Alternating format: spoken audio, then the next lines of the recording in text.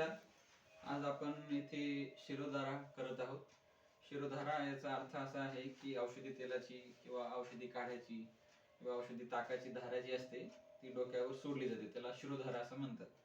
शिरोधारा हे जे पंचकर्मांपैकी आयुर्वेदिक पंचकर्मापैकी एक उपकर्म आहे, ज्याच्यामध्ये शिरोधाराचा उपयोग जो आहे तो मानसिक ताणतणाव, टेन्शन, डिप्रेशन, केस गळणे, केस पांढरे होणे, ऊर्ध्वजत्रुगत विकार म्हणजे जत्रू म्हणजे मानेच्या वरचे जे अवयव आहेत त्यांचे विकार, जसं डोळ्यांचे आजार, कशाचे आजार, दाताचे आजार, नाकाचे आजार, कानाचे आजार किंवा कुठलेही जुने आजार, समजा शुगर आहे, बीपी आहे, थायरॉइड आहे, जुने कुठलेही पोटाचे आजार आहे किंवा असे आजार ज्या आजारामध्ये शरीर आणि मनाचा संबंध असतो, त्या सगळ्या आजारामध्ये शिरोधारा हे काम करते.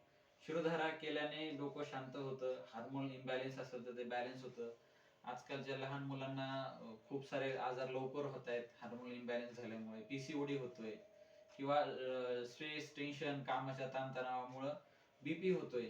तर हे सगळ्या लक्षणांवर, सगळ्या आजारांवर शिरोधारा एकदम छान उत्तमरित्या कार्य करते.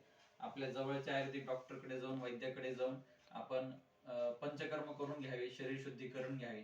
पंचकर्म म्हणजे एका प्रकारची गाडीची सर्व्हिसिंग आहे. ज्याप्रमाणे आपण आपल्या गाडीला टू व्हीलर असो, फोर व्हीलर असो, दुचाकी, चारचाकी, जसं आपल्या गाडीला सर्व्हिसिंग लागते, आपण जसं करतो, सर्व्हिसिंग केल्यावर जशी ती चांगली चालते, तसंच आपल्या शरीरासाठी, आपल्या मनासाठी पंचकर्म हे आयुर्वेदिक सर्व्हिसिंग सारखं काम करतं.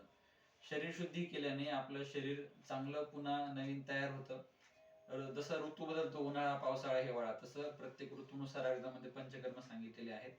तर त्या ऋतूनुसार वैद्यकीय सल्ल्याने जवळच्या आयुर्वेदिक डॉक्टरला भेटून आपण पंचकर्म हे करायला पाहिजे. आपण इथे बघतोय सध्या ही शिरोधारा सुरू आहे. झूम करा इथे जवळ, या जवळ.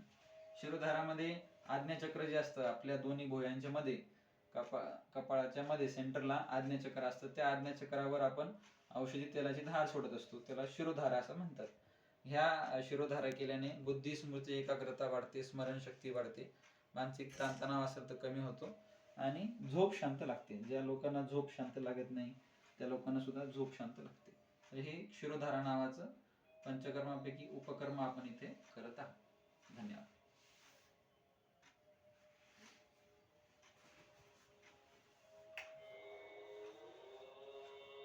शिरोधारा सुरू असताना मंत्र चिकित्सा पण सुरू असते. एका बाजूला मंत्र सुरू असतात, एका बाजूला शिरोधारा सुरू असते. शिरोधारा सुरू असताना सगळं लक्ष मंत्राकडे ठेवावं आणि श्वासाकडे ठेवावं.